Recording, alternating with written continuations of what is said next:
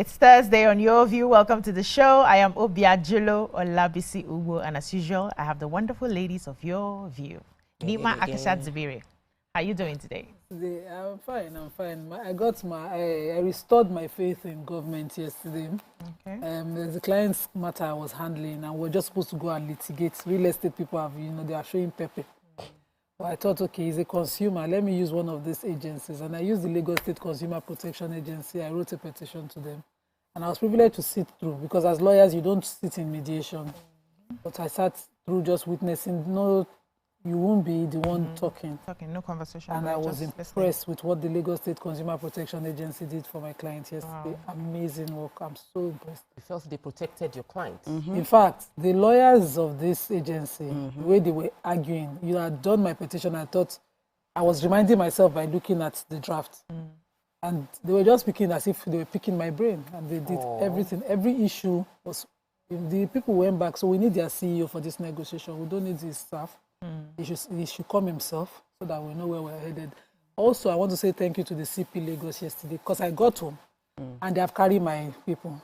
You know my people. Bobala Olu was picked because he sold scrap to an Aboki. Nigerian police arrested the Aboki. And Aboki said this is Aboki says he bought it. Baba shows and says these are the receipts of the engines when I bought them, but they are now scrap.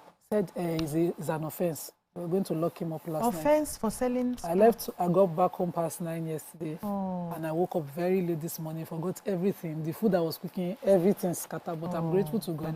Because I was like, there's no crime. You've established that there wasn't a crime. So what are we dealing with? They say, hey, it's just procedure. And then while there, the officer walked away. But I had to call and then... It was sorted. TMO Speaks, how are you doing today? I'm very, very grateful to God. We thank God. Grateful for life, grateful for love. Yesterday, my brother were on the Mariah's show, and it was really had a Why are you great shy time. like that? Yeah, can you imagine? She was shy. I saw the picture. Can dance, even the dancing, the way I was that like, wahala not dancing. I was just loving my love.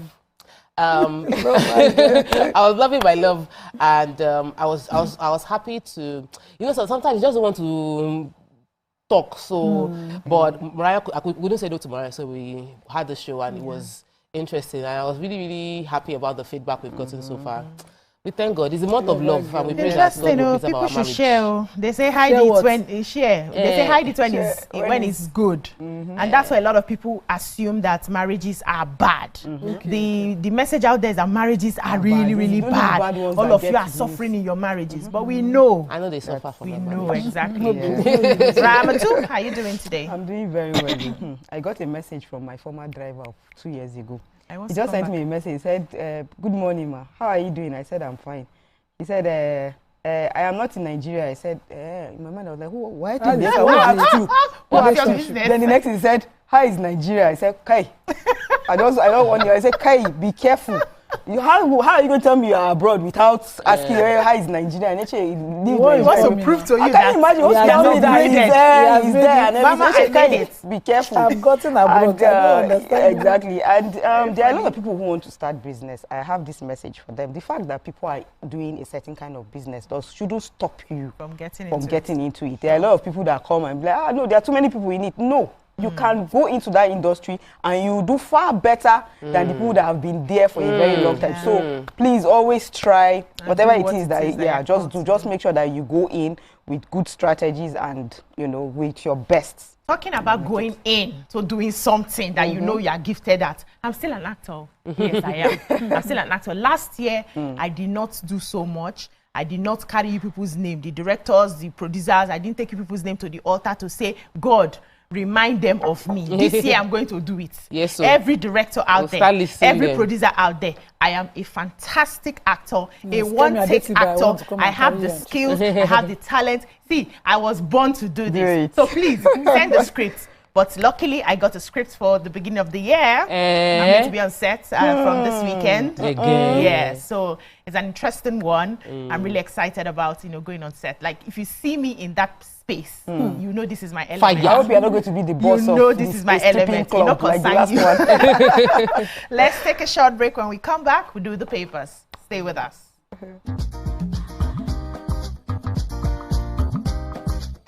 Stay tuned. Your View will be right back.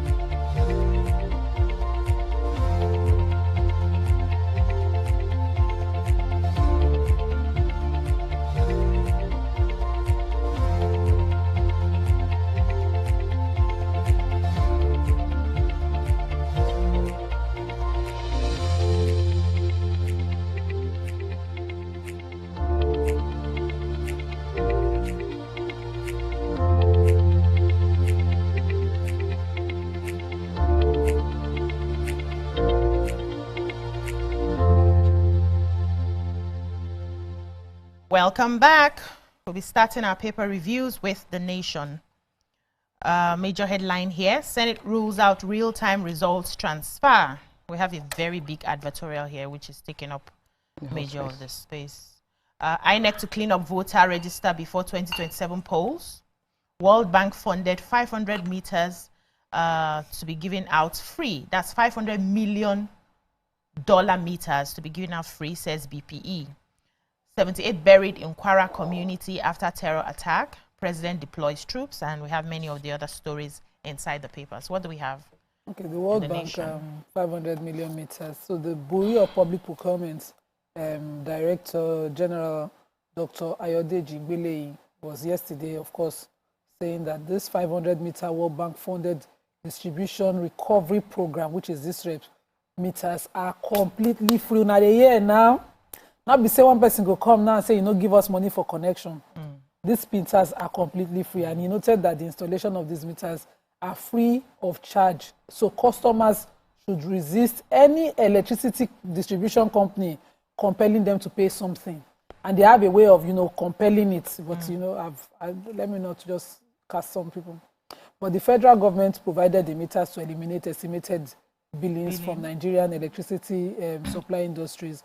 And we know how estimated billing continue to rip off what Nigerians enjoy. So the chairman of the NERC said that the government has taken the responsibility to borrow this money and provide these meters. And the discourse, I said, discourse, I don't want you to charge my people for these meters. Go and distribute these meters freely. So they're looking at 3.2 smart customers who will get these meters under this the Disrep Investment Project financing, which they said is a 250 million facility that supports the discourse by financing bulk procurement of 3.2 smart customer and retail level meters. So hopefully this is 3.2 Nigerians, 3.2 million Nigerians out of the estimated billing with this initiative. That estimated billing is not funny at all. I like that. We should be, making this very loud because people are still paying for meters. Just sad. Yeah, so I have a sad story. I have where they said 78 buried in Kwara community after the terror attack, and the president has ordered the deployment of a military battalion to parts of Kwara states and following a deadly attack on Kayama local government area. They said that the House of Reps of Assembly, that is the Gwanabe constituency, that's Saidu Baba Ahmed, confirmed that 78 residents were killed by the invaders. And they also said that, that the separate attacks were also launched at communities in Benue and Katsina State. 37 residents were killed in the two states. So far, the Senate has demanded urgent military action and reliefs for victims of the deadly raids. It urged security agencies to sustain their onslaught on terrorists and other criminals. Also, the president's directive, which also includes the appointment of a field commander and the immediate commencement of a military operation tagged Operation Savannah Shield, was given yesterday by the president's special advisor on information and strategy, that's Bayo Adanuga. They also said that the community leader, Lawrence Aribe, told the nation on phone that 17 persons were also killed. So all this killing happening is just all the story. It's a long read, it's a lot, but it's just all about how, you know, they've just been killing and how much the president is trying to make sure that this stops. Yeah, I had to take the story of Mirabel Center and the fact that the center has now supported 10,000 survivors of sexual violence. It's a good thing. Mirabel has been at it yes, for long. they've been at it since 2013, and they've provided support for victims of sexual-related offenses. They not only provide free, survivor-centered medical, psychological, forensic, and support regardless of age, gender, or background. And they added that many survivors is the first place where they are being believed when they say they are being attacked. This challenge we still have, which is why I had to take this story, is that the justice system is still providing weak outcomes. Many people also, because of fear of stigma and limited access to legal services, they don't come out to speak about their abuse when it happens. So good thing that Mirabel has provided this support over the past years, but we're hoping to see more centers across the country provide such support, because Mirabel's activity is more centered towards the southwest, while there are many other parts of the country where we also have sexual violence and are not getting as much support as they can. So congratulations to Mirabel for the support they provided. We hope more centers would follow up. Okay. Moving on now to the Daily Sun. A Senate slashes election notice deadline to 6 months. Rejects mandatory electronic transmission of results. Retains 2022 Electoral Act. Southeast governors leaders push for regional project economic bloc. A presidency pledges support for region's growth. And I'm sure many of the stories are in the papers. But let me quickly take this one. They said after decades of humongous operational losses and failed turnarounds, the Nigerian National Petroleum Company, NNPC Limited, yesterday finally admitted that it lacks the operational capacity to profitably run modern refineries. To turn the corner, the National Oil Company is seeking foreign operators with equity stakes to operate the facilities. Speaking at a fireside chat with the topic, securing Nigeria's energy future at the ongoing Nigerian International Energy Summit 2026 in Abuja, the Group Chief Executive Officer of the NNPC Limited, Mr. Bayo, said the decision to halt refinery operations was driven by hard commercial realities, not politics. He noted that the reopening of the Port Harcourt refinery and petrochemical company was a huge waste of resources. At running such outfits efficiently demanded sufficient funding, capable engineering, procurement and construction EPC, partners, solid operations and maintenance expertise being requirements the NNPC currently lacks. He says when we assessed the refineries, it was clear they were destroying value. Every barrel processed was returning at a loss. According to him, refinery utilization hovered between 40 and 50%, while operating costs, crude supply losses and contractor payments continued to rise. The result was a system that converted valuable crude oil into low-value products at a net loss to the country. He said the more we processed, the more money Nigeria lost. It's just unfortunate that it had to take them this long to realize what many Nigerians have realized, that this was not profitable anymore. And they kept pushing and kept pushing and kept pushing.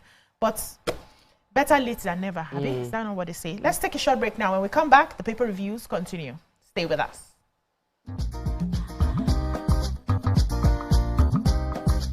Stay tuned. Your view will be right back. Carry us. Even when wahala dey choke, we stand gidigba. Hope they waka with us for downfall. It dey gist with us for buka. No matter the gbege, our spirit e no fit scatter. Hope na that pikin wey dey read ABCD And still get ogbonge dream for hearts. Hope na the mama wey dey fry akara, wey see the reason say Tomorrow go soft for am. Naija, your freedom na promise. say hope go always come, no matter wetin happen.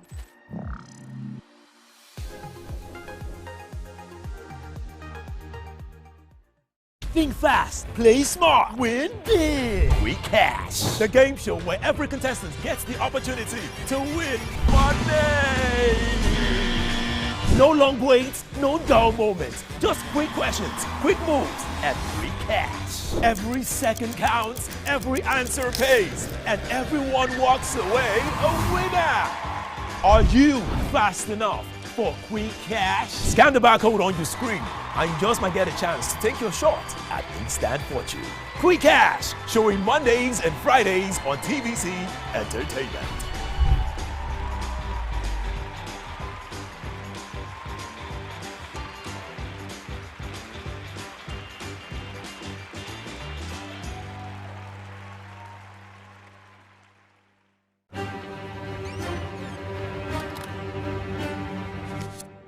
Every clash of ideas begin the same way.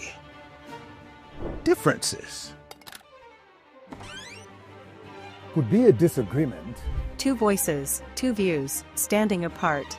Or an argument. A battle to win, to prove, or to conquer.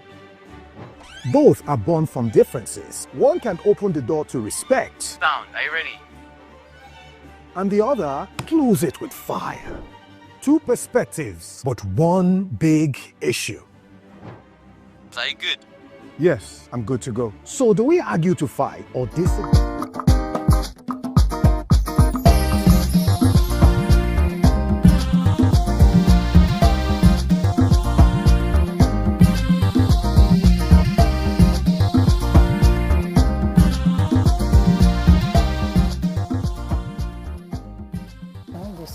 Welcome back. We're still reviewing the papers. So I have the Southeast Development Commission. So yesterday there was a Southeast Vision 2050 Regional Stakeholders Forum that was held at the International Conference Center in Enugu, and all the leaders of Southeast states, the Southeastern states, gathered at this event. And amazingly, the Vice President represented the President at the event. They also, agreed that they have to come together to actualize a regional development for the Southeast states, and their focus is on security, agriculture, railroads, and other critical infrastructure needed. You will see that has already happened in the Southwest with Lagos State partnering Ogun State on some of their, and so they are looking at such a development where the Southeast states together forms a formidable front. The Vice President, of course, committed to not just the Southeast Development Commission, which the President has started, but they are now going to have a Southeast Investment Company Limited, which is supposed to deal with mobilizing resources from diaspora capital market and development financing institutions to aid the Southeast Development Commission do, the development of the Southeast states, and this is commendable. Also, the governor of Enugu State, Governor Peter Amba, was saying that, they should now have what he considers a Southeast common market, where they can have bold, borderless unification of all their commerce, talent, and industry. And so such laudable things being discussed. I'm so impressed. They have to follow through. They'll follow through. Any other stories? Yes, so I have the story from the Senate. They said they rejected the real-time transmission of results, and they are saying, let's read on. They said the Senate has rejected an amendment to make it mandatory for election results to be transmitted electronically in real time from polling units to the REV portal. Instead, it retained the provision in the 2022 Act, which does not specifically provide that the results should be sent to the collation center. It said in other sweeping amendments adopted during the consideration of the Electoral Act Amendment Bill in the Committee of the Whole yesterday and passed for third reading, the senators also moved for the reduction of the election notice deadline from 360 days before the end of the current administration tenure to 180 days. They also said that the deadline for the submission of candidate lists by political parties was cut from 120 to 90 days.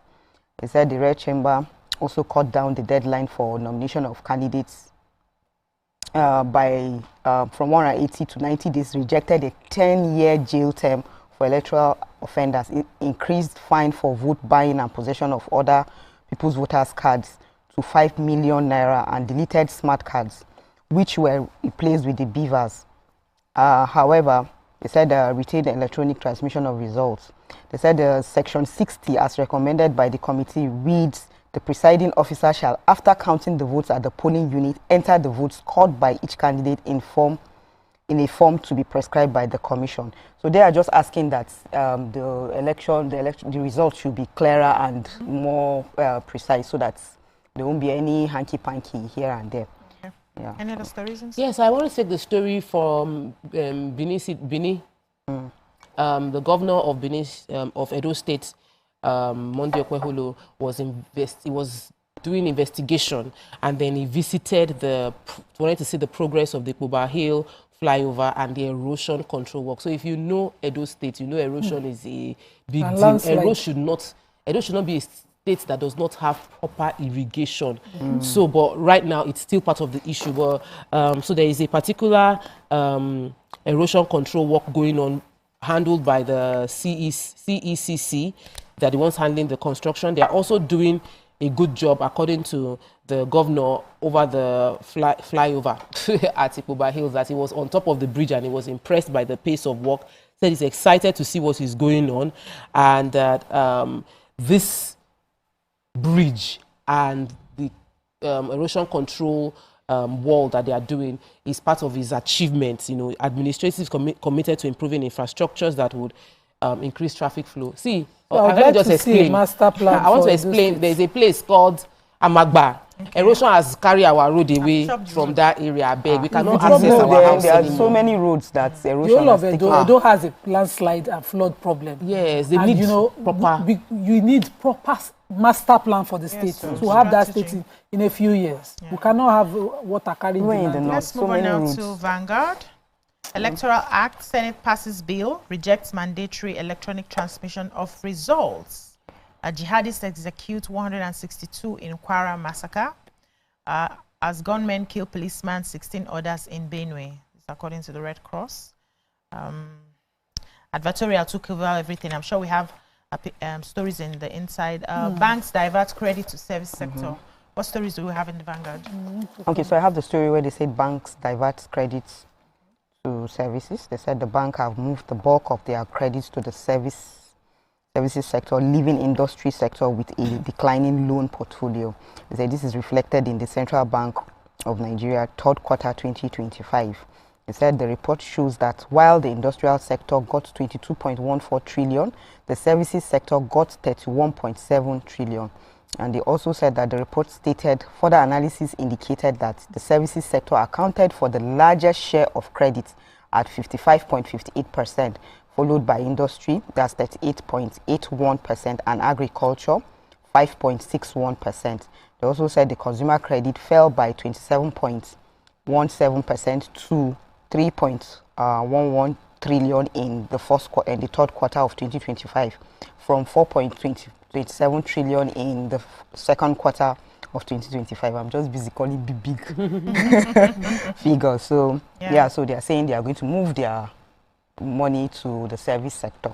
Okay, I have one here. Lagos State government has cautioned residents against assuming chieftaincy titles without official approval, warning that offenders risk arrest and prosecution under the Obas and Chief Laws of Lagos State 2015. The warning was contained in the public notice titled Prohibition of Unapproved Chieftaincy Titles in Lagos State, issued by the Commissioner for Local Government, Chieftaincy Affairs and Rural Development, that's Bolaji Robert. It described the growing trend of self-proclaimed traditional rulers as disturbing, noting that it had generated tension, confusion, and unnecessary disputes across the state. He said the development required urgent intervention to restore order and curb what he described as a rising culture of impunity. But just wake up and give yourself chieftaincy title. So I have the president directing, the army to move into Kiama in Kwara State, because following the killing of people in that area, Bayo Ononuga posted I'm telling you, so we don't touch us anymore. It's sad that we allow narratives to distract us from the killing itself. While we are discussing whether it's a genocide, we don't know that humans are happening. These are being taken. The lives of these people, entire community, are not even from the genocide narrative. But now it's watered down. A lot of killings like that are happening. But they have directed, according to the spokesperson to the president, that the army moves base into Kiama in Kwara State. Where's the governor? You'll be there strategizing now, Abi. What will you be doing? So many things are happening in that state. It's such a sad. This is now. Yes, it wasn't that bad. So it means that they are moving in. So there is an urgent yes, there must be urgent action there. I want to take the story of medical negligence. So former president of the NBA, Dr. Olisa Abakoba SAN, has written a letter to the Joint head of the Speakers of State Legislature of Nigeria, and he's talking about the extremely avoidable deaths that happen due to medical negligence, and he's asking for urgent health reforms carried out. And I'm happy he's not taking it just to the House of Reps or Senate, that because whatever they do there, if it doesn't get ratified from the state level, it wouldn't be applicable. So he said, of course, based on the recent sad loss of Nkanu Nnamdi, one of the twin sons of Chimamanda Adichie, and because of that, he's saying, and there are many others, he's been in this field for 20 years as a specialized lawyer in the medical malpractice law, and that he said he's had over 50 cases nationwide, that the challenges include inadequate operatives assessment, failure of monitoring of the systems, and absence of independent inspection mechanisms. He alleged tampering with medical records that happened after, and lack of accountability for neglect practitioners, then chronic underfunding of the healthcare systems. These are issues we all know, but they are issues that need to be addressed. There's even an Abuja declaration that took place in 2001, and all of these things were noted in the Abuja declaration for the health sector, and we have not implemented it. So we're hoping that this would be dealt with as soon as possible. Let's have reforms within the health sector across all states and from the federal. Okay, our final paper for today, the Nigerian Tribune. A Senate passes electoral bill, rejects mandatory e-transmission of results. 2027 politics won't affect my job as FCT Minister, Wike. Nigeria to overtake Algeria as Africa's third largest economy. Death toll rises as bandits kill scores in Kwara.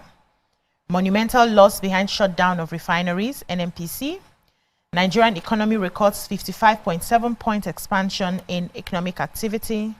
Salt in drinking water may rise blood pressure.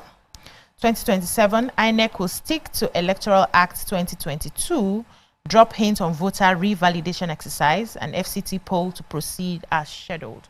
What do we have in the Nigerian Tribune? Who has the salt water? I do. What? Okay.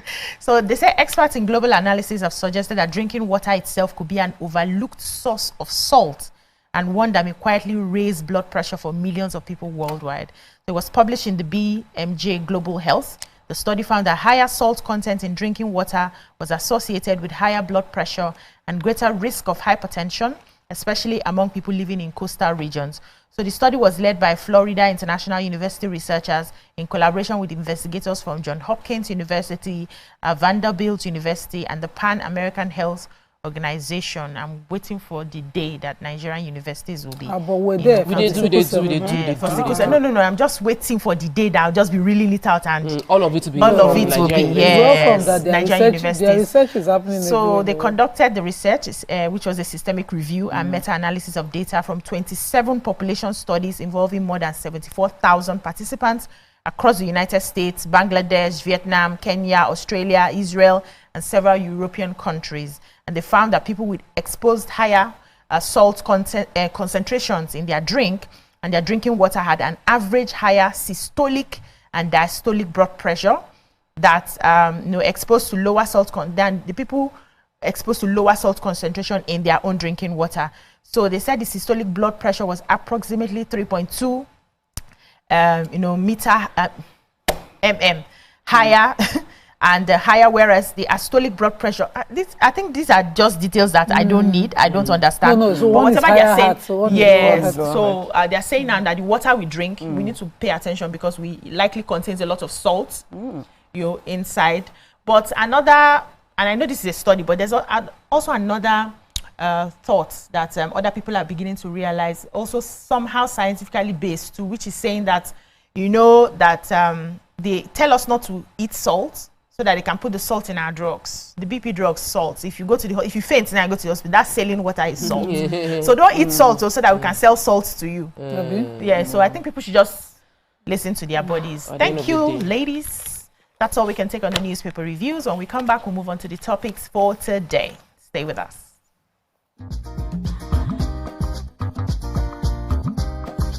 Stay tuned. Your View will be right back.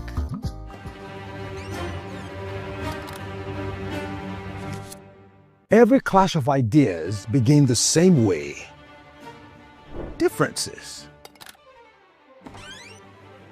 could be a disagreement. two voices, two views, standing apart.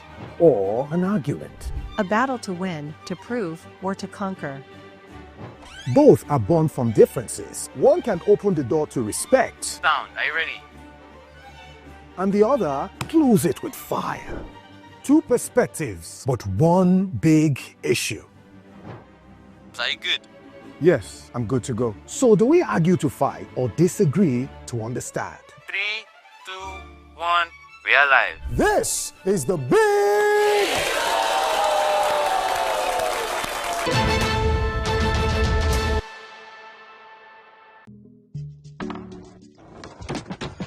You guys, this was the gist about Irasta and Rema now. You day wine. It's all over my FYP, but me I don't know, Sha. Cause fake blogs yakpa. And if you ask me, it's giving sauce. Listen, I just checked the new TVC Entertainment WhatsApp channel like right now, and they just dropped the update. Are you for?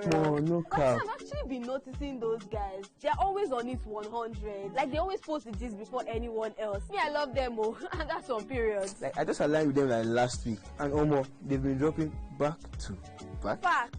I love how it's straight from the source. No cap, no fake news, just pure entertainment. I low-key feel like an insider right now. I know, right? TVC be cooking. Real talk. It's like Gist Express. Premium gist on cruise mode.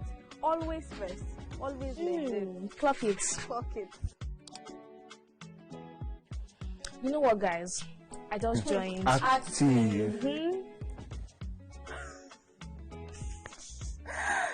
Jess is right. What you're trying to say to you is, for your premium entertainment content, scan the QR code on your screen right now to join the TVC Entertainment WhatsApp channel.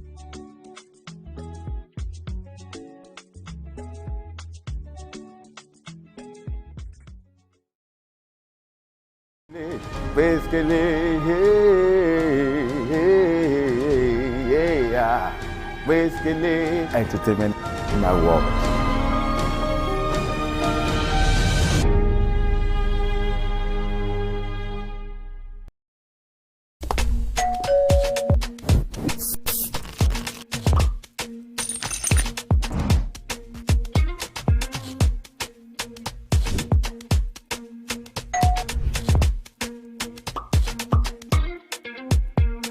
In 3, 2, 1, we are live.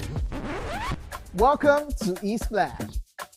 I'm on the black carpet, and of course, it's Jubril of Lagos. Well, that's it on Socialville. When I say, I dare fool. You already have Destiny Alpha. I know that. I go shoot out for you. You already know, guys. E-Splash can be the best of entertainment, the best of energy, best of everything you need to get your day going. It's E-Splash every weekday from 12 p.m. to 2 p.m. on TVC Entertainment.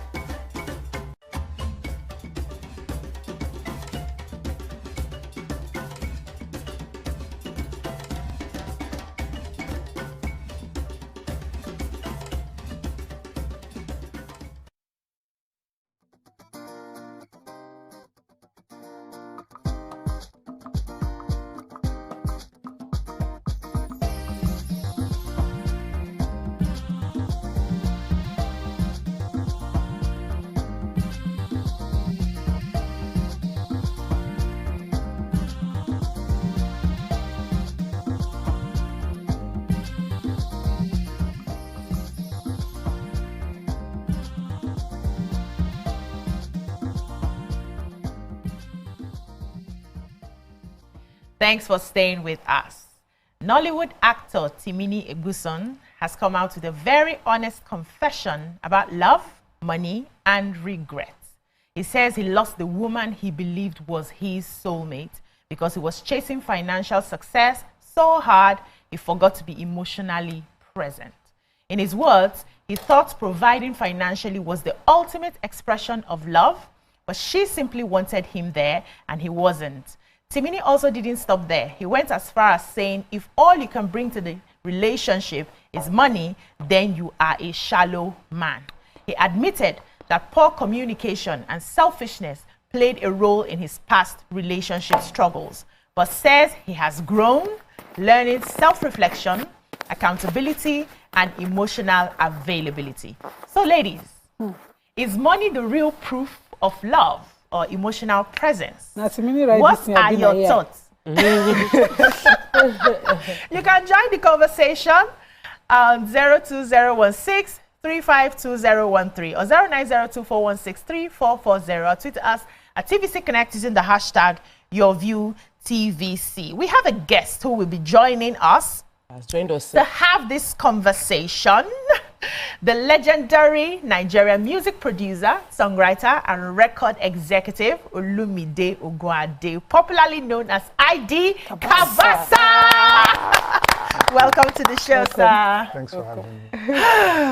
I'm happy you're here because you're a man. You know, sometimes when we take some of this, it's a setup. Today.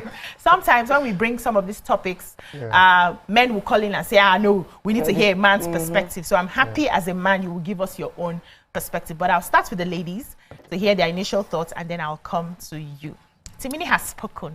It's not only money that makes a man. Nima, what do you say to this? Before I go into this, let me quickly apologize to Engineer Tijani.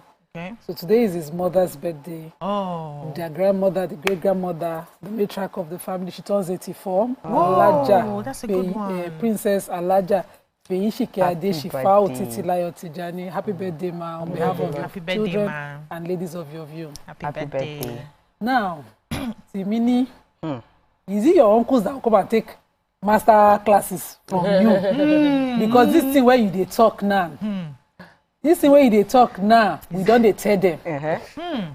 But it does begging. Once I give you money, I solve your problem. You go and do it. Well, you know, from Timini now, it's like we're getting golden words of wisdom, and I'm wondering, are you right? I be AI. You know, because your uncles don't agree with you. Your dad is God. They don't agree. With all the years of wealth of wisdom, money solves all problems in relationship. I was saying to my husband this morning, I said, it'll be 17 years and you still don't know me. He said, if I don't know anything, I know you're a witch. You talk that way yourself, you're too stressed. Because he was talking about something and he wasn't connecting to me emotionally. I felt like, is this my husband? He's just talking. He's talking as if it was. Even my friends would know that I wasn't emotionally keen into something that we were doing. But he was just talking. And you only him, they think for both of us emotionally. And, you know, we're not connecting. I was like, so many things you don't know about me. Yeah. And, you know, I do the work, try to do the work. But men think all my gold watches, my husband bought them. I would never go to the market and buy a gold watch. It's not my style. Yeah. So he doesn't really know. You know, it's not your style. When he gives me the gift, I'm supposed to be excited, and he doesn't see the excitement. Maybe I'm looking for something else at the time. And men don't key in emotionally a lot of times because they were not raised to. And hearing from Timini today was like, were you in the car with us? The right to walk, you know. So a lot of times they need to start to take these classes. The way we read, the way we try to understand, the way we key and invest emotionally to our relationship, our spouses. I know everything about my kids, my husband. I know what will tickle their fancy. I know what to get for them that I know, you know, would make their day. But I wish somebody would do the same. Yeah. You know, I'm not the only one in the relationship. Yeah. So the lover girl in the house. So Timini is not saying something that we haven't heard. Pastor Kingsley Okonkwo has built a ministry on relationships, and he said this thing over and over again. I think maybe it would catch on to be a trend because of Timini's persona, especially in movies. You know how he portrays himself as the ladies man and all of that. But beneath that message is a vulnerability and a level of maturity that I feel people are not acknowledging. Because sometimes may we not lose what we want before we realize what we need. You know, sometimes you're like, don't date your... May we not girlfriend our wife and boyfriend and boyfriend our husband. So sometimes you will be catching your cruise in your 20s, in your 30s. Age will come, so grey, you realize that wisdom. I missed something. I could have. This thing was there was a green flag. I did not see it, or I did not understand how valuable or how scarce. If you talk to mature men, that's when you realize that many of them realize too late that they had opportunities to see good girls and they walked away from it, and later now are looking for wife material in the wrong places. So what he's saying is a reflection that many men do not have the platform or the courage to admit to themselves when they have missed. They missed it when they were young. So I am very happy that he has come to a level of maturity that is embracing this reality and is educating other maybe young boys that are catching cruise. Because one of the things we did not mention yesterday was that I'd given my husband red card. Like, I was not going to tag along. I wasn't going to continue with the relationship. And I know I'm a valuable person. How many years did you date again? I can't remember. About 3 years. 3 years. As I was going to enter 3 years, I said, I'm not doing this again. And I was ready to go. And the guy just looked at life, say, he must not go. And some would have left. And you would just be thinking, what if? So I feel that this is such a level of maturity that I'm like, maybe you are now husband material. Let us start looking at you. Ramatu? Yeah, Timini is one of my favorite actors out there, and considering the roles that he usually plays, he will be emotionally available because of the way he does it. So he's really acting. That means he'll be able to act it well when it happens. The truth is that I think a lot of men do not even know how to be emotionally available. Yeah. Do you understand? They don't even know what we want as women. It's just if you talk to a man and you ask a man what does he she wants a lot of things here, there. But the truth is that what we really want is attention.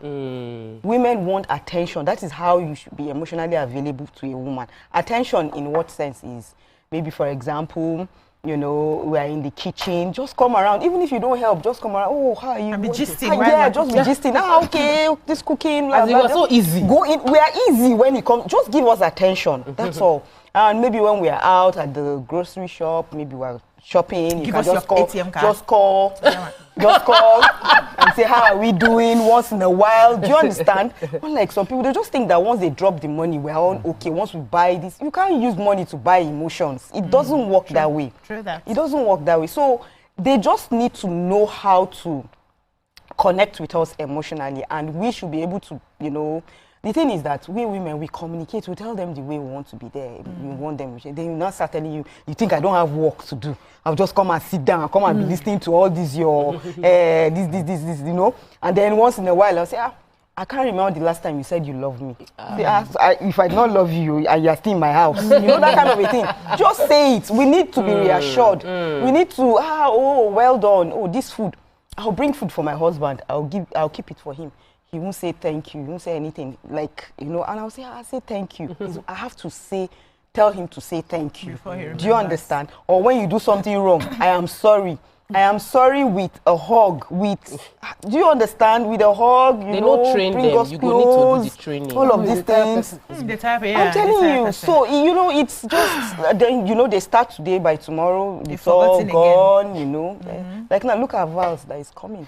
I know that nothing is going to happen. Do you know that when Vals started, we used to celebrate Vals. Then after some time, he now said that. What was all these was the traffic, everything, because we'll be struggling to go out. There was a day we tried to go out, then the traffic was just too much. We came back frustrated. Val just died. And then after some time, I was like, okay, let's just leave Val. Let's just leave Val alone. Then after some years, I started, I want it. I like the way, I like the hype. Everybody see their cake, I was like, and I went to go and meet him. I said, he said, when did this one start? Why did you start this one again? You have left that stage. Do you understand? So now I want all of those things back, but I can't get it back. So they need to understand. Thank you so much, Robert. Let's hear ID Kabasa. Yo. Timini is making sense. So I feel ambushed here. Give us the male perspective, sir. Okay, Granted. I think there's a balance between the two. There's the male side, and all I hear, and which I've seen. My marriage will be like 18 years in April. So from what I've seen, all I've heard is still the normal. By the way, shout out to Timini. I don't believe AI actually wrote that. I think that was a man that is being vulnerable. So what I hear is I'm still hearing what women want. But nobody ever asked what a man wants. We come to you on that. So there is the part of, yes, I agree that men were not properly raised, but we also need to look at the values within the society. You listen to some podcasts and you hear the ladies on those podcasts speak. They still echo what is informing men, that what women want is just money. I've heard some conversations around, which was why personally I had to like more in my home, restrict them from what they listen to. Where even some misinterpreted Christian scriptures is giving us that vibe that, look, you have to provide as a man. When that scripture is not even talking to men. It was talking to... It's like you have missed it too. Where to? Let him finish. Let me land. That scripture is not even telling men to provide money or what to feed. It's telling it, but let us look at it, that as a man, what I'm supposed to provide in a relationship is majorly leadership. And the leadership I'm providing has to also do with our emotions. Like, Timini mentioned something about communication and all of that, not necessarily money. But unfortunately, we are coming from, and you say men don't speak, they don't do all of these things. And they say we are very egocentric. I agree we are egocentric, but the question is, how do you define ego? Ego is camouflaged insecurity. Yes. So I am bringing my insecurity to the table. Every time I feel insecure, I can't provide, because that is what I've been told. That makes that's a your marriage. job. And then So that's my job. So each time you ask me a question, my ego becomes a defense. That I don't want somebody to look at me and say I am broke. So I will leave that part first, that wait, let me go and make the money first. Let me go and make all the fame. Let me go and do all of those things. By the time, and unfortunately, I think Timini is very right. Most of us, we chase this shadow and we lose the very core. Because I've met ladies, my wife, that I know these people, they want way much more than money.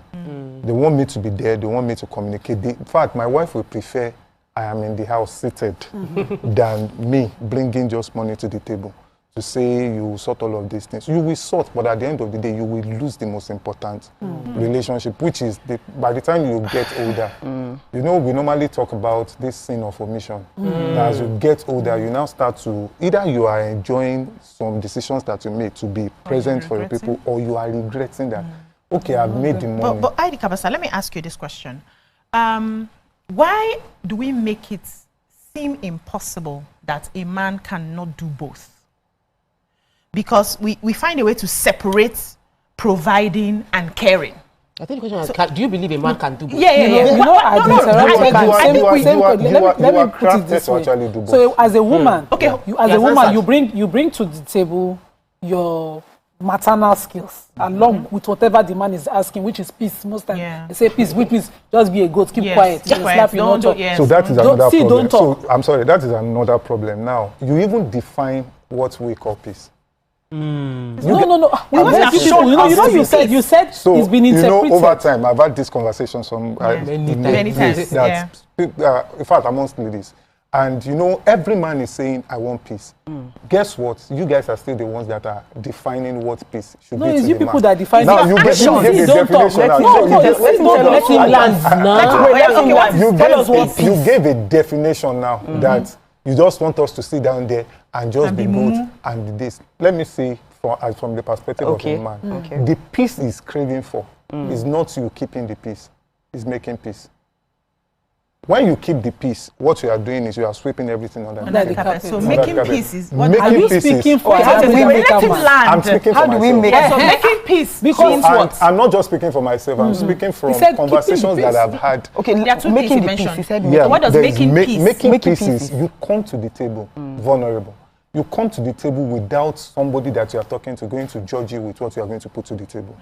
You are coming to the table with the mindset of, look, if I you know, I mentioned ego the other time. That if my insecurity is put on the table, you will not use it against me. Technically, an average man does not trust that the woman. I don't blame them. We go use that. So an average man don't trust that you won't use it against me. So that is why you will see a man. He will keep quiet. He will know, not that he doesn't have what to say, which is why there's this definition that we are more of the things we hide than the things that we say or do. You understand? So sometimes we apply it, but I like that you said keeping the peace and making the peace. Is the distinction. You know, you mentioned communication because communication is making peace, it's not keeping peace. But how many? That's why I say you can speak for yourself. African men averagely do they really appreciate communication? Do they sit with their spouses? Allow the women to really be vulnerable. Let me give an example. So a woman who is feeling right now being bashed because she has to be a daughter-in-law, a daughter, and all of that, she's being pulled right and left. And the man just wants to top things. You know, he wants to lead. He doesn't want her to come with that vulnerability of, I need boundaries. I think I'm at this age of my life, I've lived without boundaries and I need to put it down because to him, it will divide. But to her, it will put structure and balance. And save her too. And you know, there's that clash, and he's thinking, which one? Should they talk safe? Because he doesn't have the wisdom to grasp it. My point I was trying to make is that a woman now learns, along with all of those things, how to balance things. She runs homes, she carries hormones through pregnancies and all of that. She brings all of that to the table. And then you want to just separate a man as provider. Along with his fact is number one, but along with it is that you bring support, reassurances, you bring all of that as a man to the table, which is what I am hearing from Timini, which I don't see in every place I've spoken. Thank you. I asked you, hold on. I asked you a question. I said we always separate the two. That once you are able to provide, you don't need those other aspects. Yes. And I answered. And you said you can do both. But you should. You should do both. But maybe what we see, and maybe it's also as a part of our training and upbringing, we don't see many men. We have a few. We don't see many men do both, embody both, or think that they have the capacity to do both. So you hear excuses like, I'm going out to go and look for the bread. I cannot be telling you sorry. I'm going out to go and look for the bread. I cannot be touching you all the time. I cannot be calling you all the time. I have to be a man. I have to. That's the conversation we have out there. But you know that is the insecurity of the man, actually speaking. When you hear this, see, I saw my father cook at home. I saw my father wash his own clothes and do all of those things. Let me shock you. Right now, as I speak, in my house, I do most of the cooking. Even as I eat the kabasa. In my house, I still clean. I still wash plates. In fact, sometimes I do all of these things, not because I don't have kids that will do it, but I just needed to remind myself that, look, you are still the guy that is coming from a place. Somewhere. And I know I also have people within my circle. I have a couple of friends that we are in a particular WhatsApp group that most of what we discuss is, okay, at home, are you still vulnerable, especially around your kids and your wife? We get to have this conversation. Now, you know, in economics, I studied economics, there's positive, there's normative. What people know that should be the ideal, then what is really happening?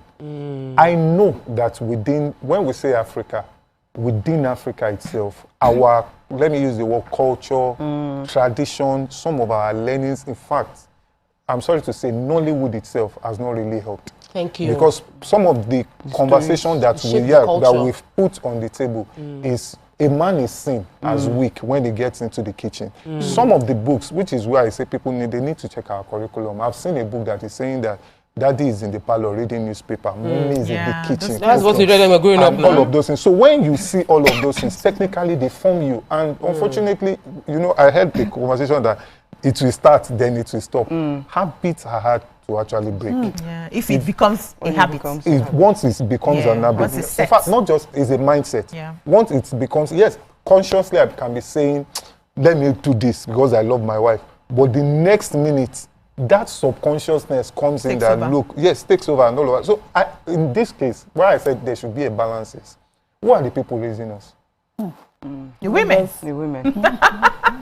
Basically. Yeah. So I love. Let me get up here. I love the train of the conversation, and it is really, really This is why you ask for male perspective. Now we see. Now you have it. All male perspective. This one is specific male. Specific because we also don't want to reiterate the wrong narrative. But we believe that. I believe that we should always hear both sides. Because usually when you don't hear both sides, we only see from our lenses. So if we're able to then talk to one another, we can get other people's perspective. And I'm enjoying the perspective you are giving this conversation.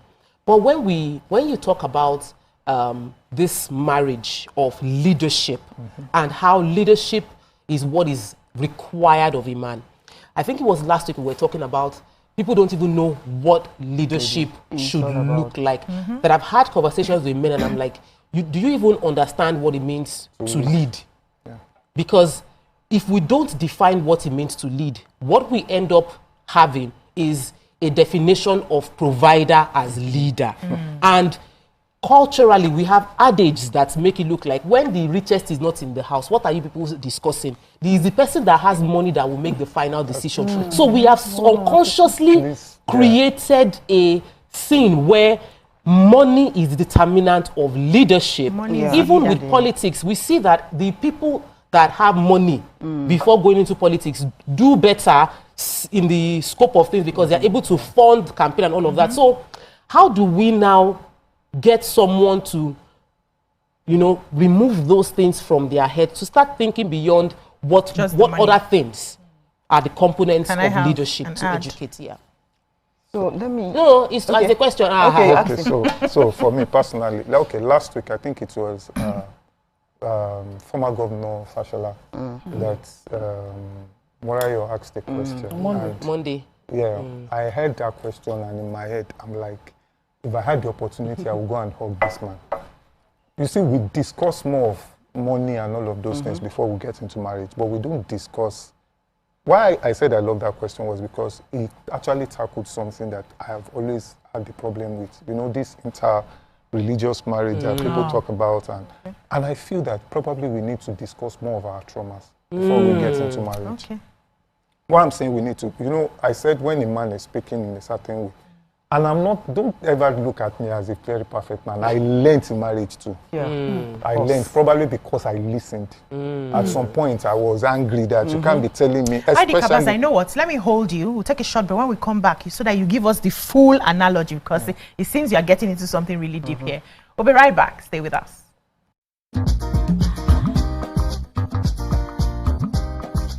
Stay tuned. Your view will be right back. You guys, this was just about Irasta and Rema now. You day wine. It's all over my FYP, but me I don't know sha. Cause fake vlogs yakpa. And if you ask me, it's giving sauce. Listen, I just checked the new TVC Entertainment WhatsApp channel like right now, and they just dropped the update. Are you for no cap. I've actually been noticing those guys. They're always on it 100. Like they always post this before anyone else. Me, I love them and that's on periods. Like I just aligned with them like last week, and almost they've been dropping back to back. Facts. I love how it's straight from the source. No cap, no fake news, just pure entertainment. I low-key feel like an insider right now. I know, right? TVC be cooking. Real talk. It's like Gist Express. Premium gist on cruise mode. Always first. Always late. Clock it. Clock it. You know what, guys? I just joined. Active.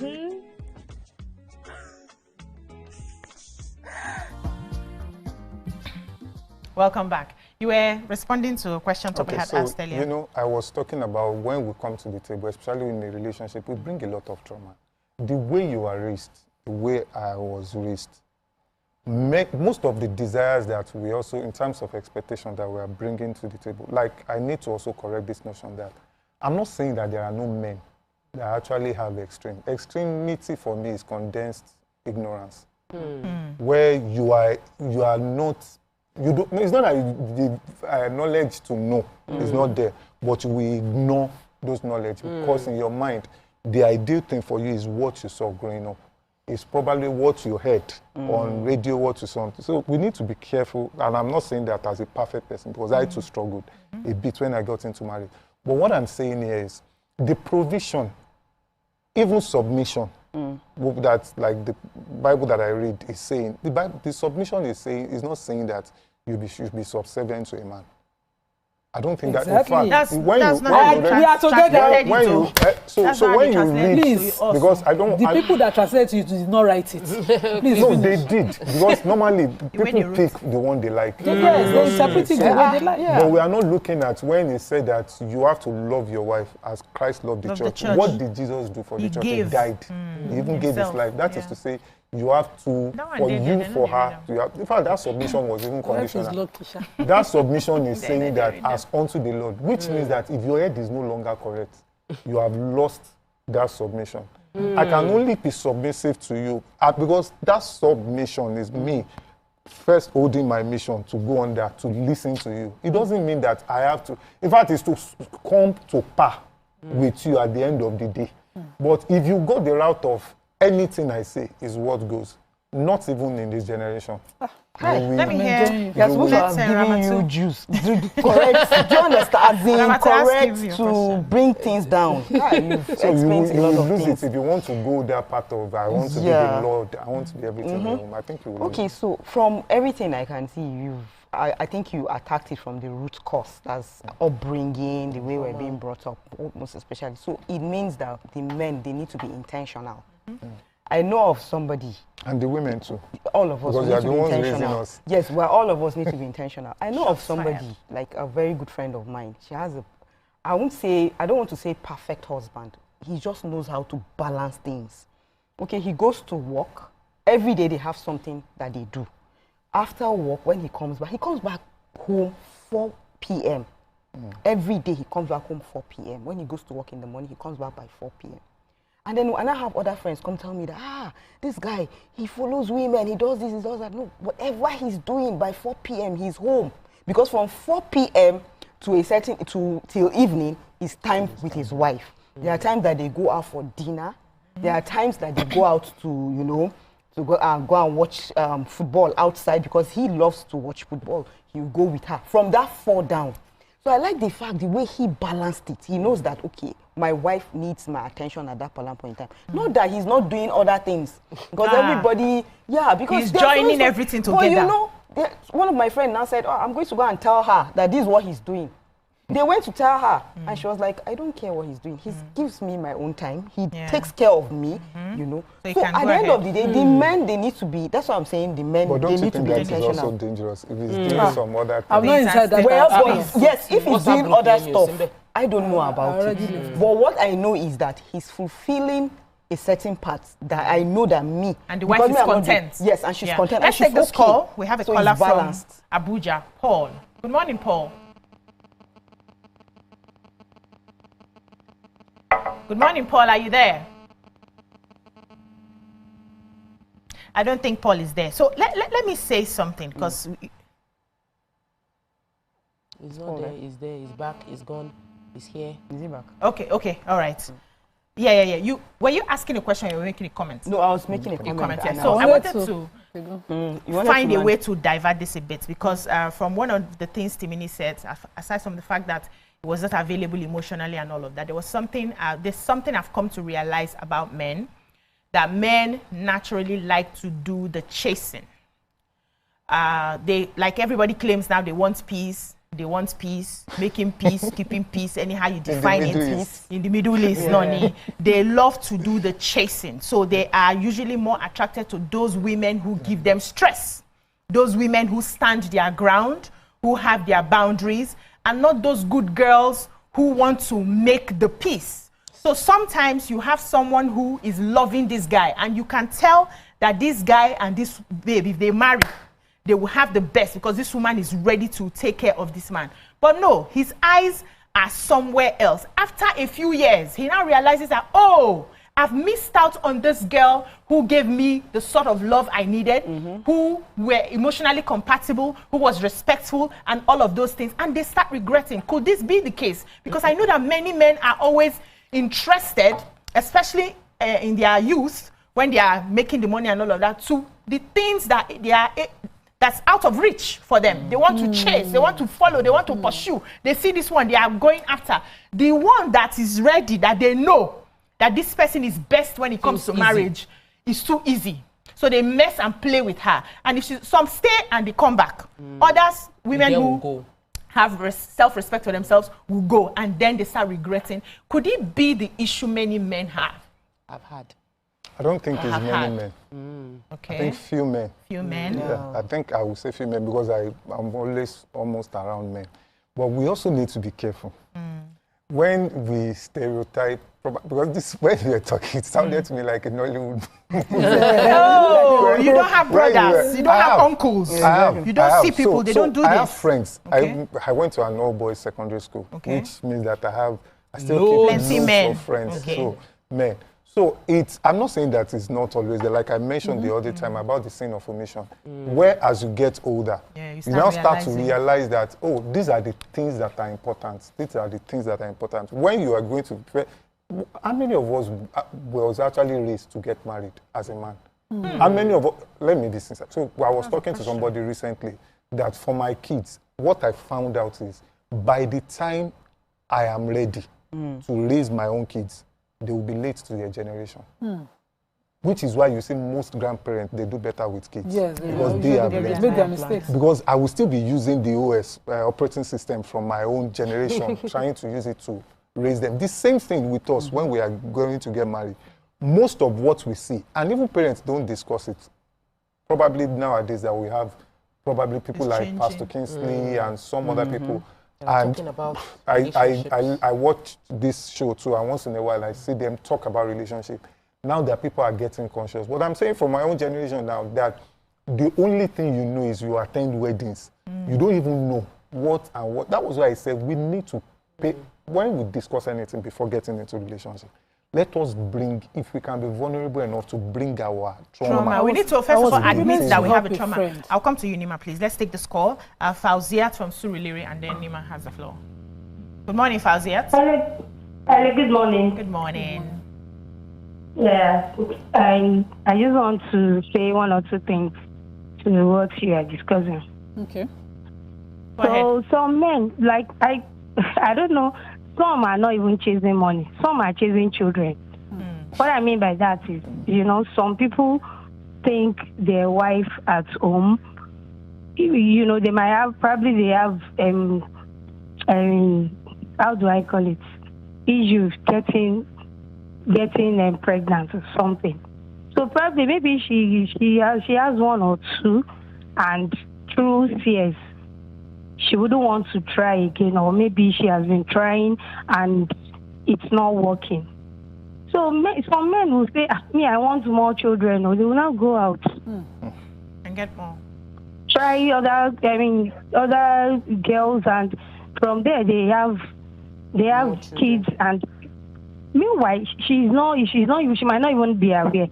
And later on, she probably through friends or family, she got to know, and you want that kind of woman to stay. She would just be like, what is wrong? It's not as if she doesn't want to have kids, but this thing is not coming. And because of that, it's not as if you are looking for money. It's not that she's not respectful. It's not that she's she loves you, she loves your family and everything. But now because of what you want, you are not thinking of her own, and you went ahead to do something like this. It's not a matter of money. Thank you. I want to just say what concerning what Fausat said. Let me just say something concerning what Fausat said. Fausat, when let's say you have a phone and the phone is malfunctioning. You like the phone, but the phone is malfunctioning. It is not about you. It's about the phone. You cannot love the phone into repair. Either the phone is taken for repair, which might, if it's a human being, we need to go for counseling, coaching, therapy, or the phone is discarded. Because if you continue to hold that phone, it will limit your life and what you can achieve with what the phone is meant to do. So you cannot say because don't take it personal, please. Because it feels like a personal story that she was just sharing, and we just want to know. She's also close to what I was saying, because some of these issues are not another woman. When you talk about a man and a woman dynamics, it's not usually all the time. It might be the sibling, the mother I had a client whose mom had suffered abuse in her marriage, and her daughter is sickle cell. And so the girl survived, and the girl was so successful professionally in her career. She had more money than her husband. The mother was in the marriage, constantly in her daughter's ears. The trauma that the girl did not leave is affecting the man, their marriage, because it's not her trauma, but the girl would not trust the man. She's, you know, the man was paying for sins he did not leave, he did not commit. You know, and some of these things are, you need boundaries for them. Talking about it, I was privileged to sit with a friend who was going to a family event, and she said to her husband, what caused problem is that she said to her husband, I said, this place I don't want to go. And the man says, you don't want to be with my own family? And then she said, okay. She gave it time. She was trying to manage, because this is a marriage. She's trying to help herself make it work. And then she said to him, okay, as we are going, we must go. We're going to be spending a lot of time with these people. Please, don't lose sight of don't lose connection with me. My eyes. You know, I'll be speaking. So that when we're speaking, you see what I'm, because she's been made to stay in that marriage and serve every other person's emotion. Nobody knows what she's going through. When she breaks down, they discuss how she broke down. You said this the other day. Imagine the way I was talking to her, she walked away. And right in the front, in the presence of her supposed provider and defender, right in his presence, all of those conversations happen. She's got into one person's emotion. They are not parties to the marriage. And I said to her, boundaries. He said, help me. So until he brought imagine my wife, we were going out, and she said to me, I don't want to see, don't leave me with strangers. You don't understand that they are familial strangers. They are blood ties with you. But you know those kind of, okay. Yeah, we have a caller on the line. Okay, go. Yes, take your question. Abuja. Good morning, are you there? Are you there? Yeah, hello. Good morning. Good morning. Good morning, ladies. Good morning. I just wanted to comment on what Timini spoke about. I feel like, in as much as sometimes you might lose out on a relationship, you might lose someone you love because of you were not invested emotionally and all. I feel like money also plays a vital role, because you cannot come into a relationship and then you don't have that monetary support, because money is vital, very, very important actually. Okay. So, for instance, if I think most importantly though, if you meet someone and then both of you are on the same page, you want the same goals, you want the same aspirations, then that's when you talk about stuff like this is the perfect match. It's a yin-yang situation, because if you put maybe your aspirations and your goals on hold and then you invest more in the relationship, you'd find that you're suffering somehow because you feel like you're putting yourself on the side to get to further that relationship, and then in the end, I think something will be lost. So I think it's also vital, in as much as investing your time and your love and all of that in a relationship matters. I feel like it's also very important for a man to come to a relationship with his financial backing. Yeah, thank you so much.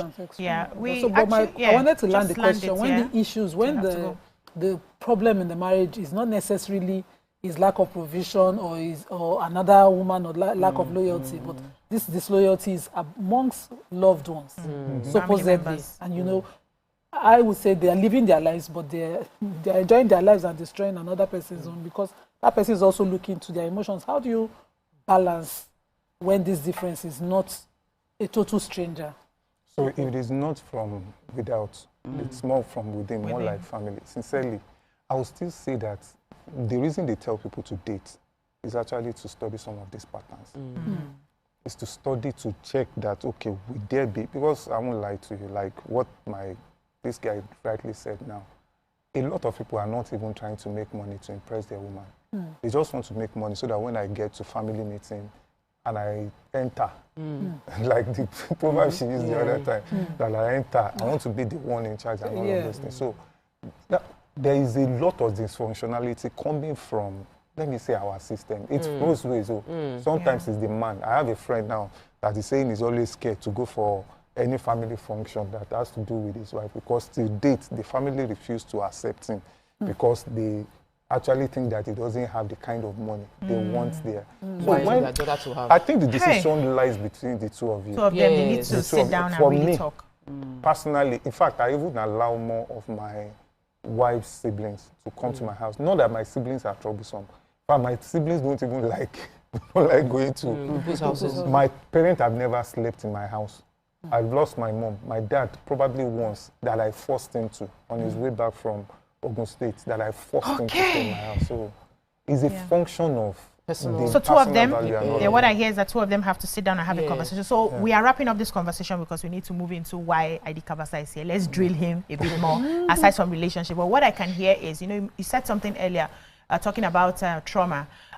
We just need to be more self-aware, and we can start with raising our kids. They know they turn left hand for old age, It's more difficult with adults right now who have already been formed, who do not believe they have trauma, even though the trauma is showing in other aspects of their lives. So they cannot even sit down and be discussing trauma with you. They don't believe they have. They say, God forbid, it's not my portion and all of that. But if we raise people to know that when you are starting a relationship, these are some of the things you look out for, you have conversations and deal with before you get into that relationship. I personally believe money is important. You don't have to have so much money, but a man should be able to lead himself and take care of himself and feed himself first before that relationship happens. I think we need to focus on that.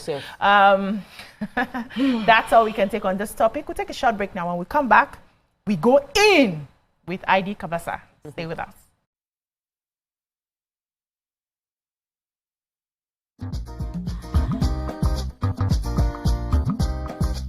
Stay tuned. Your view will be right back.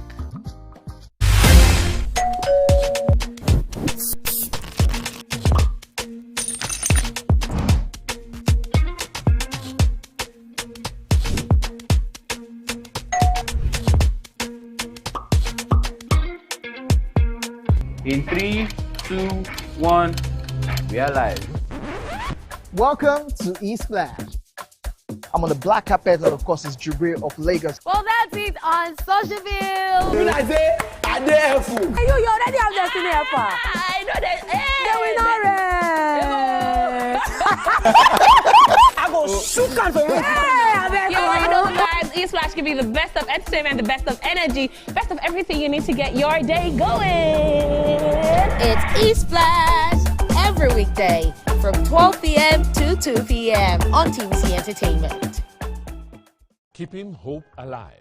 We are the drumbeats that refuse to be silenced. Even when the rhythm falters. We are the green that refuses to fade. And the white that dares to shine. Hope is not a stranger here. It lives in our markets, our music, and our streets. Every dawn in Nigeria is proof that tomorrow is still worth fighting for. Hope is a child in the classroom, eyes wide, with dreams bigger than walls. Hope is the farmer planting seeds in faith, believing in rain and harvest. Hope is the youth unafraid to rise, rewriting the story of our tomorrow. Hope is us, millions of voices refusing to give up on the promise of this land. Nigeria, our independence is not just history. It is a call to keep believing, to keep building, to keep hoping.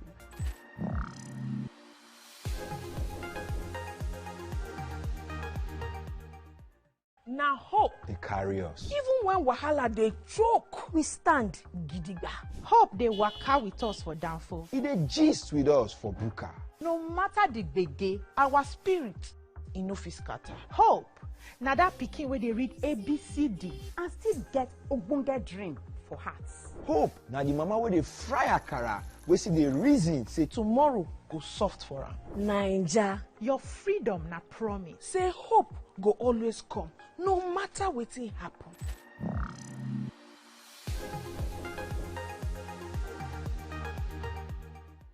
Think fast, play smart, win big. We Cash, the game show where every contestant gets the opportunity to win money. No long waits, no dull moments. Just quick questions, quick moves, and free cash. Every second counts, every answer pays, and everyone walks away a winner. Are you fast enough? for quick cash? Scan the barcode on your screen and you just might get a chance to take your shot at Insta.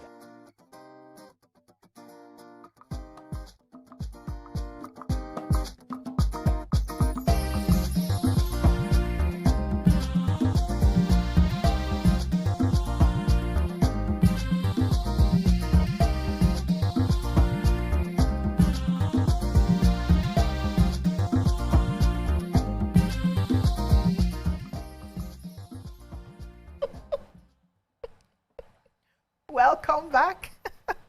We still have ID Kabasa. He's a legend, a music legend. He's been with us, talking about, giving us his perspectives, those very interesting perspectives on relationships. But now let's come to the music industry, because that's where you really play. And, this past, was it last weekend? We had the Grammys, so last week. We had the Grammy Awards, and we had this same girl again, Tyler. This same South African girl again, Tyler, beating our Davido, Burna Boy, Arya Star to clinch the Best African Music Performance Award. How do you react to this? I think my reaction in the last 3-4 years that we've seen that we have paid so much attention as an industry to Grammy, I think it has not changed. And my reaction is, why are we really looking for validation without and not from within? Grammy belongs to the American music industry. Grammy, if we are not careful, this obsession for Grammy will definitely kill what is our own. Because now we will try to make music that appeals to Grammy. I saw one definition one time that the Grammy board gave to Afrobeat, and they said it's a sound from South Africa. South America,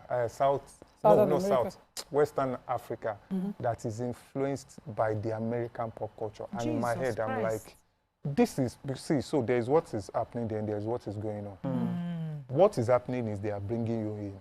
But what is going on is they will take what you have and they will definitely redefine it.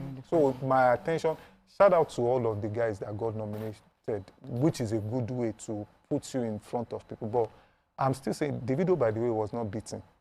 We need to be careful that you even got nominated for Grammy is a win, as far as I'm concerned. And I saw some of his tweets, and you will know that David is a very cool guy. I love his reaction to this thing, that this thing is not really about do or die and all of that. So for me, I still say, what are the yardstick? The yardstick that I think they use has its own flaws. Can you capture the African, let's say you said African performance, can you capture data here in Africa? Exactly. Even in Nigeria, within Nigeria, all not finished capturing. Do we even know how many we are? When last did we do a census? So do you know how many people that actually listen or stream some of these songs? I can tell you in the north, they don't really stream. They have small radios. So can you really do their own account? So all of these things are flawed. What I tell people is, it's a good thing that you got recognized, but don't make it a do or die. Don't do your creativity to serve. Yeah, just to serve that. Because that's a different It's not a sport. What is it called? Music is art. It's not sport that you are competing and all of that. So, but what's his name? I'm not giving credit of mention. There's somebody who's thinking that, Nigerian artists who have gotten nominated did something for it. Is it true that, some artists try to buy awards and hype here in Nigeria? Or even outside, because somebody is making a whole content out of assisting one of our artists. I think there might be a possibility in that, but I don't have any proof to that. I've been on board of some, award, and I know that what they try to do is to get data that is available to them, like streaming numbers. Sometimes they do votes. Like if you check the edits, sometimes they throw out votes that people should vote and all of that. And I'm also aware, the reason why I said it's possible that these things are there is I know people pay to also push up their strengths. They do farming, they do all of those things. And, fortunately, they are making music more uninteresting now. When it has to be about how people perceive me, that a whole lot is listening to me. We don't really enjoy it again. We now compare Not about the arts. Yeah, people now compare arts. As in the artists, they don't really enjoy the music they are bringing to the table. So there's a possibility for that. But I think it will be foolishness on the part of an artist to buy an award to what end. Because look at it now, there was an artist, a top artist in Nigeria, not one of the, whatever they call it, big 3 or 4. An artist that had streams, actually getting to billions of streams. And when he had a show, he had to be dashing out tickets. Ew. Wow. So the billions did not show up. So that is Who why. is the billions? So that is why I'm saying that we need to be careful. And this is me speaking to most artists that look, there are some things like the other conversation we had. There are some things that we are chasing. That at the end of the day, even when you get it, you will now be asking yourself, now Why? to what ends? Because at the end of the day, you will lose your identity, you will lose your essence. Why you are really doing it? Why are you doing music? Is it just for people to be, is it just to be popular? Or you have something that you think you want to bring out, or you have something like more like that has an essence behind it? So your statement sort of like brought up 2 questions in my mind. Your response to Nima's question. First one was around art shouldn't be about comparison, and then what has trended in recent time has been comparison, Wizkid, Fela, comparison, Burna Boy, Wizkid, Davido, Big 3. There's that comparison that people's fans and community base are doing, and I'd like your response as a veteran to that. But I also, in just your final comment, you were saying that what's the reason people are doing music, and like what are you really trying to achieve? And my question is, social media has already changed how people are now doing things that the algorithm said they should do. Algorithm said we should do this, so all of us are now doing it. Algorithm has said we should stop using hashtag. Algorithm has now said, algorithm is now their God. So giving directions. It's giving directions that we want to trend, we want to blow, we want to go viral. So we see a lot of extremism happening within the world because people want to algorithm to pick them out. So those 2 things, how do we now get the essence of art and the comparison that happens? Art is sweet because it has to do with creativity. Algorithm, how does algorithm work? You feed it with information, then it builds a pattern. Like the current world we are in now, when I get to have conversation, I say, is either you know how machine, algorithm, AI works, or you know what machine AI does not know. And I can tell you categorically that if you are a creative person, you definitely have the opportunity to know what AI does not know or what the algorithm does not know. It is people that create what the algorithm is setting as a place. So you as a person, you still have a place, which is why I tell people, dig into your spirituality. The spirit is what we are here to know. You understand? So what we are here to know will definitely come in place. When it comes, people will see it, then it will become the algorithm. Some people started what the algorithm is telling you to do now. Why can't that? Which is why you see, it's also dived into what that conversation that was going on about whether you dance to promote or you don't dance to do all of those things. For movies. So I don't think there's a one way to anything, especially when it has to do with art, when it has to do with creativity. I think what you need to pay attention more to is to now, instead of you just jumping after every algorithm, why not also look at it from the place of, I'm a God, small letter, that I can also set the pace to what the algorithm, when we talk algorithm, we think it's a thing of now. Algorithm has always been there. It has always been there. So who are the people that are bringing out this? So you also Your can be that. gods, So. Okay, so let me add to what you're saying. If you're going to do something in a certain way and get results, why not? Because as you're doing the dancing, like the dancing thing, and she's getting results, why not? You should go ahead and do it. So between Wizkid, Burna Boy, and Davido, who's your favorite? I don't have the favorite. I don't. But the 3 of them, I love them for probably specific. Like for me, Burna has, when it comes to performance, I give it to Burna. When it comes to that energy, there's something that I see when I see Burna Boy on stage that gives me that chills. When you see David is beyond just his singing. David has vibe. David has a lot of persona. Yeah, you understand. And when you see Wizkid, by the way, who happens to be the one I'm closest to amongst them, because I've worked with him twice, then I knew him growing up. Wizkid is even beyond the music. Wizkid is more of stories, where it's coming from. Wizkid is more of, there is a style, there is a lifestyle to that celebrity kind of thing. Then Wizkid is also more about his silence, which is what I think one of the most powerful things about him. That you see, so the 3 of them, I love them for different. So when someone was asking a question, I was thinking, because she mentioned comparison. So I was thinking she wanted to dwell on the last comparison that broke the whole internet. That was what I wanted you to talk about. But the way you now channeled your question, you moved away from that. Which comparison? Wizkid and Fela. You know, I would like to hear your full thoughts on that conversation. I'm going to run. It's bigger than... You're not going to run. Yes. Did Wizkid really say it's bigger than Fela? Let's be clear. Okay. He didn't. He didn't. So what... Because sometimes we just pick issues. And one of the major problems I think we have online now is comprehension. Oh. When stuff are written and everybody just wants to give it their own meaning and all of that. He never, in fact, if probably out of anger from probably Sheung has his reason for doing what he was doing, which over time I've also heard some things that I'm like, so you can't blame Sheung that Sheung is trying to. There's a problem also with that though, but I will come to it. But you know, Sheung kept on going after him. And let me say, in a minute of probably anger.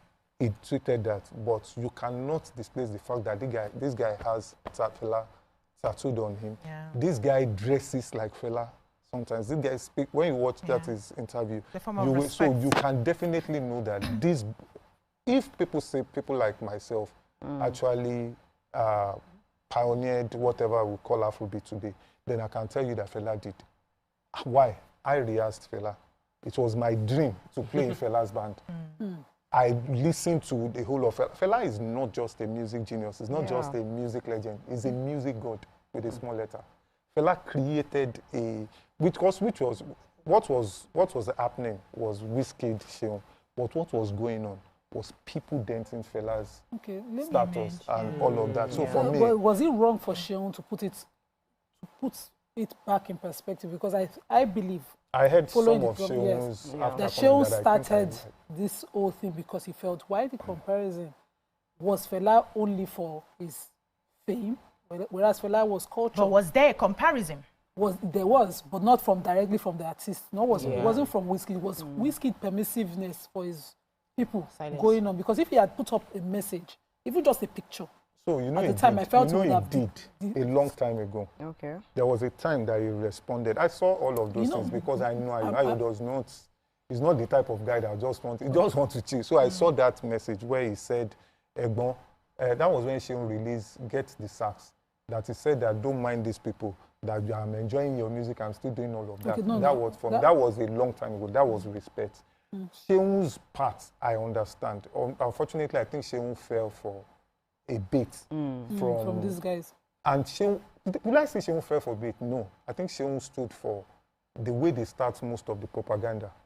That if you are not careful, might become a truth. I would like us to clarify something so that we can move on from this. No. The first conversation that was ever had was where they said, what's this other rapper guy? This rapper now, that's Olamide. Was the person who had an interview, and they asked him who was the great. That's the origin of this. That was not the question. Who after Fela? That was his response. He said they asked him after Fela who is the greatest. Meaning there was no comparison. After Fela is a standard. Who was the greatest? Even that itself is an agenda. Because if you say which is Olamide is definitely my own boy. Yeah. When you ask that after Fela, who is the greatest, are you going to throw Two-Face away? Are you going to throw Nice away? Are you going to throw the Banji away? Are you going to throw... But was that not his opinion? The people asking the question. What they were doing. That was what Sheung went after that. Look, they've been doing after Fela. They will definitely come to Fela, which was what eventually happened. So there's this, I think it's more of an agenda that is becoming a bait that most of us are falling into. Like for me, I would rather not feed those agendas, which was why every time they get to ask me all these comparison questions, I shut it down. Because you cannot say Fela is great. During Fela's time, there was Sonny. But they said after now. It's English, it's still English language. Who were the people after? Meaning he's the standard. After Jesus. Who made him? After Muhammad. Who made him standard? But he's a standard. And I love what he said about art in the beginning. Yeah. So, but he's a because we shouldn't be comparing art. You love art differently. Every art is loved differently. And you can love it so much. You will lose the essence of this conversation if you keep placing. You cannot try to write off what some other greats have done. You understand what I'm saying? So I think it's about perspective. Because I don't think if I hear after, for instance, let me land this question. If I hear after, for instance, it means to me that this person has been separated from the rest. This one is on top. After this one, who are the people that are coming next? That's what that means for me. Who is answering the question? Who is answering Let's look at it. English language. Would it have been better if they had said after Burna Boy? Who? I won't even say Burna Boy. I will say in my generation. In this generation, who do you think is the greatest? Okay. Because if you that is still relative. That still makes sense.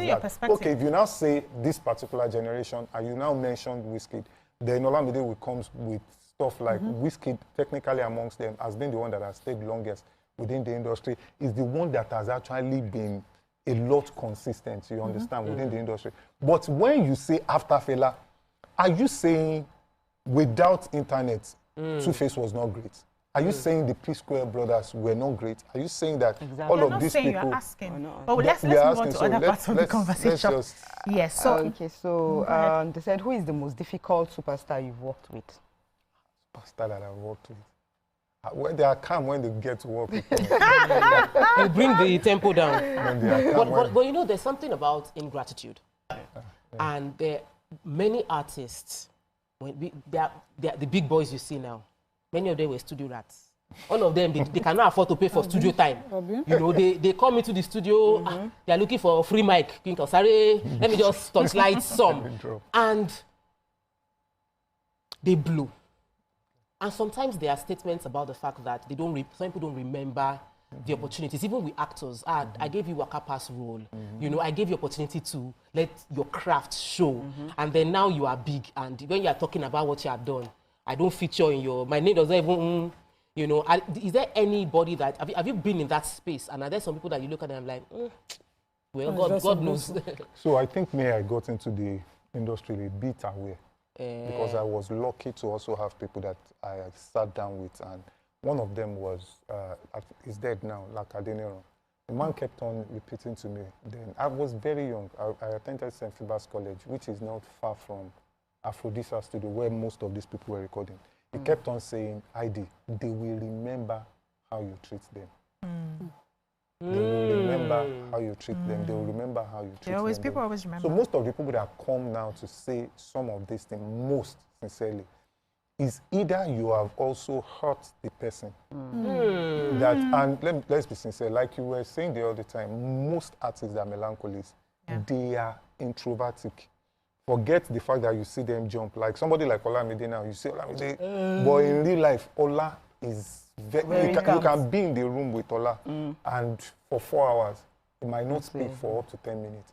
He's just saying, just because for them, they listen more to get what they want to write about. So I think for most of them, they internalize some of the things. So when they are now there, and they now get to, people start asking them questions, in their mind, what is playing back is only if you remember what you did to me. Like Yoruba people will say that the one that defecated might forget, but the person that packed it will never forget. We don't forget. We'll take a short break here. When we come back, we'll continue this conversation.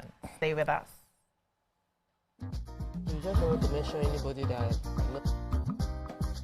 Stay tuned. Your View will be right back.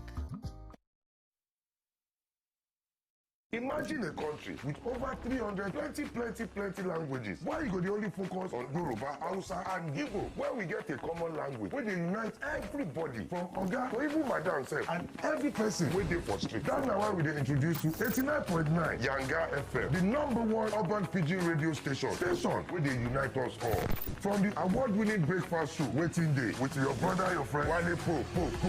Everywhere, so Bobo. Gen Z, you a joke for this time. This is not Cruise Express. And this go be the best 4 hours of our life. Country people, make una join us. Oh.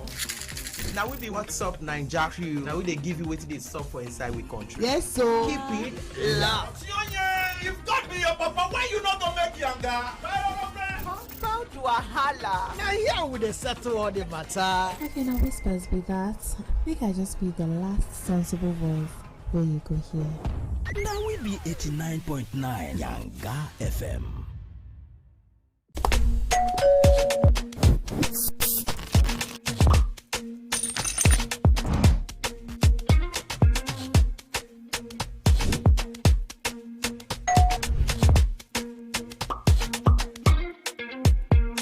In 3, 2, 1, we are live. Welcome to E-Splash. I'm on the black carpet, and of course, it's Jubre of Lagos. Well, that's it on Socialville. When I say, I dare fool. You already have Destiny Helper. I know that.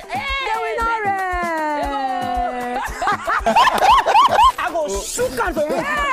You already know, guys. E-Splash can be the best of entertainment, the best of energy, best of everything you need to get your day going. It's E-Splash every weekday from 12 p.m. to 2 p.m. on TVC Entertainment.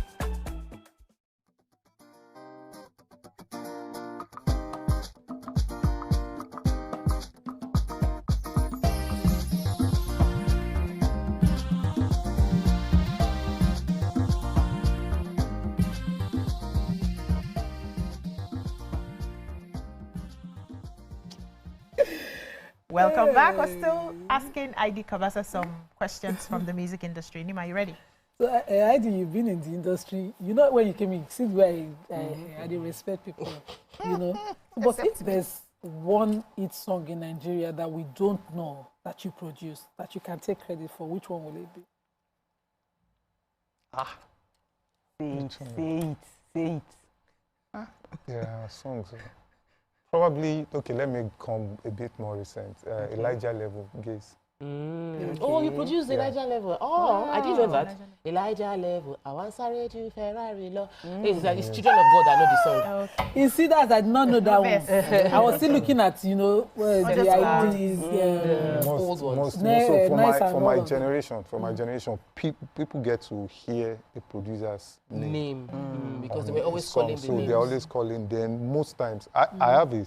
Let me say I have a strong brand to that.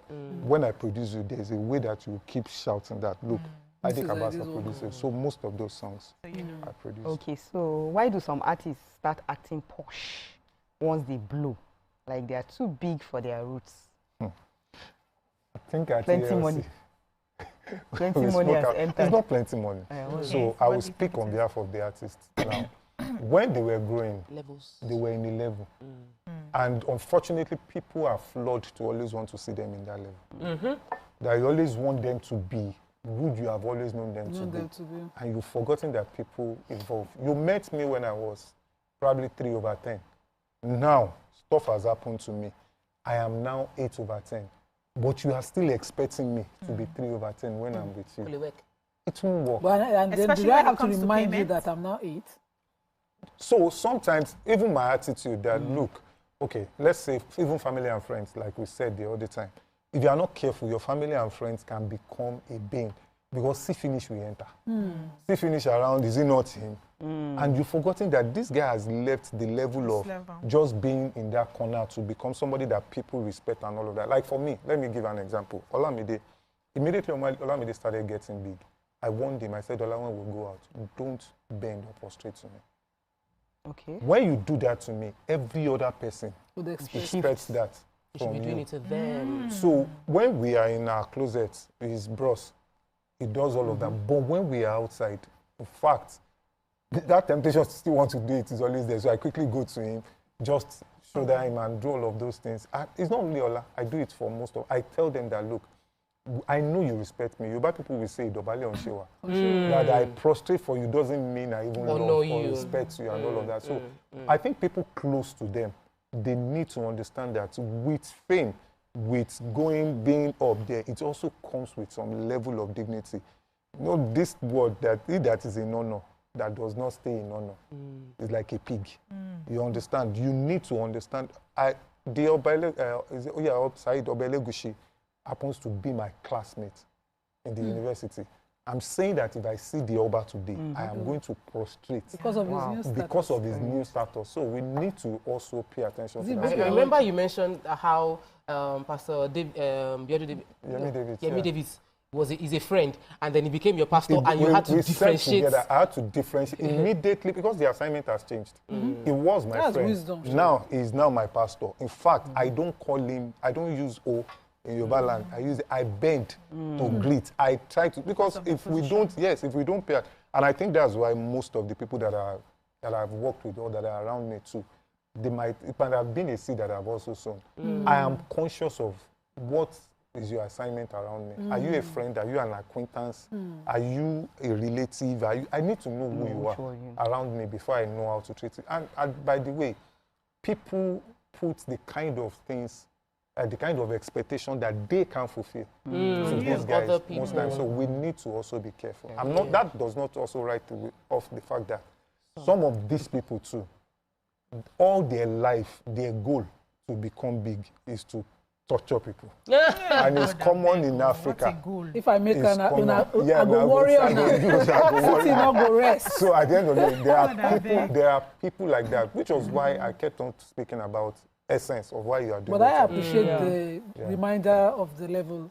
I'm one who has never taken, I don't do it enough where I am. I don't push I consciously demean what I am. You spoke about boundaries the other time. It's also boundaries. As you are talking about it now, you are going to... No, I'm already in that space. Don't give me shoulder. Shoulder, Emma Lagos. I want to ask you about the scam. You've mentioned it a bit. These people paying to have streams and, trying to promote music, the things people do. Some people just deliberately, they will cause kasala. They will just come online and do just so that and they get paid for it. Music will trend or something. Like, I feel it's a scam. What's some of the biggest scam and the things that hex you that is going on within the music industry right now? Right now, it has always been. I had a conversation with Shina Peter one time, and he said there was a time that a negative news came out that one man said it was Shina Peter's father, a man that he does not know. That even that thing, from the story I heard, the mom read the story too, and because she was like, "How will you say you are Shina's father? Are you saying that I cheated on my husband?" And that thing affected her. I think she had stroke or something like that. So most of what we push out nowadays, we don't pay attention to the consequence. People just think hype is hype, news is news. I'm promoting music currently, but trust me, I will not lose my peace or my identity, all in the name of saying I want to just create trend. Trend don't last. That's why I hate when people use that word blow. What is the effect of blowing? The effect of blowing, even literally, is like you are destructive. All in the name of I want to blow, I want to blow. What should we use? What should we use then? Normal is grow to shine. Me, I'm a Christian. The Bible did not tell me to blow. It told me to arise and shine. You understand? And shining is better, because why I'm saying shining is better is shining is light falling on you, then spreading. And it's not just on you, it's spreading to other people. That is what this thing is supposed to be. It's supposed to be like a sort of illumination to other people. But what we are doing is we are throwing raw light out, and we are using it to, you now just, because you want to, there are some of them that also get paid, by the way, which was why I said we need to, on Twitter now, they get paid for, they just come, I want to push music, I just put out stuff. Now, for the stream issue, some put out monies to probably push up their stream, not because they want to lie. Not because they want to lie, but they do it because in marketing, the more they see you, the more they see all of those things. It actually helps the organic part of it. But over time now, it has left that, which was what it was created for, to become the part of, I just want people to perceive me that I am the biggest. I am this, I am that. So I have two questions to ask you. No, we don't have time for two questions. Okay. I can see that. Do you really involve Northern artists, because you have a lot of them? Funny enough, the current artists that I had King Bar on it, Kings. Okay. I was intentional. He has been a guy that I've known for a long time. I also had this guy, Magneto. Okay. He's from the north. Yes, there's Boy Skido. So Skido, if I show you my phone now, Kiddo now, somebody sent me his material yesterday that for the second whatever that we are doing, I'm trying to do a song to actually talk to people's consciousness as regards politics, and I want him on it and all of that. So we definitely do. So a final question before we finally let you go. Some people are speculating that maybe the music industry is now classist in a way that you have to dress properly, you have to be able to speak good English, or you're not giving attention. Is it now still more about the talent you have, or just about the other extra things like your PR has to be on point, you have to put money for promo? How does it work right now? So I love when Seun Kuti said that he's 2% talent. That Seun is one of the, he's a very intelligent guy that I like listening to. Okay. When he said that if I could have my way, I would go and log him, because he was actually right. Okay. So right now, even before now, it has always been less of talent, but your talent is very important too. Okay. Your talent, in fact, your talent should not just remain talent, it should become a skill. Okay. When I say it should become a skill, it means that you should be able to discipline yourself to make your talent work. Because if you leave it at that raw form of just being talent, you will lose it. Now, the part of packaging, I work behind the scene. But you cannot survive just working behind the scene now. Your brand has to be seen.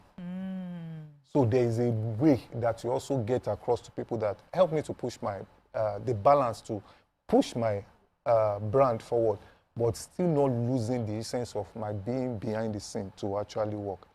So people are paid for, in Nigeria it's still a developing thing. There's a lot of scam around it, by the way, where this is how I want my artist to look like.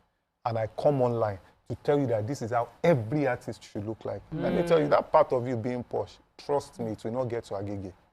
It will not get to Ijora Badia. It will not get to someone. People still want to have your authentic self. Yeah. They want to still want to see your authenticity and all of that. So there is no one way to it. Like I said, algorithm, people feed the algorithm. So everybody is trying to feed the algorithm that this is how it should be. But you need to now understand that algorithm is not God. I have two messages for you from our viewers on YouTube. They're enjoying you. They're loving you. Beatrice says, this man is a complete gentleman. I really enjoyed listening to him this morning. He's cool, smart, full of wisdom. May God continue to bless you, ID Kabasa. Amen. And Bolanle says, make ID Kabasa open podcast. He's loaded. As in, this generation needs his words of wisdom for that podcast. So someone said that is the best song so far. That's the Elijah, Elijah level. Thank you so much. Then there is so much heart. Time Media also says, I beg, I might not have enjoyed any Nigerian celebrity talking like this before. I have to find this guy online. He is intelligent. He does the final way. Yeah. Okay, so somebody feels that your craft is threatened with AI. No, I've answered the question. Yes. That look, AI, what AI does, I use AI too, by the way. AI is supposed to give you speed. It's not supposed to replace your creativity. Exactly. I've answered that, look, AI is too perfect. People buy imperfection. The beauty of art is imperfection. So AI is not going to replace you. It's only going to help enhance the speed at which you will deliver. Thank you so much, ID Kabasa, for joining the conversation today. And thank you, ladies, for all your contributions. From the earlier topic, I hope we have learned a lot. Yes, sir. And if you missed it, now we and other people still learn. Viewers on our lands. Our husbands on our lands. And ID Kabasa, thank you so much. We hope you can be coming from time to time for that male perspective. Your male perspective is perspective. Very deep. That's all we can take on the show today. Join us tomorrow for another beautiful show. Bye-bye now.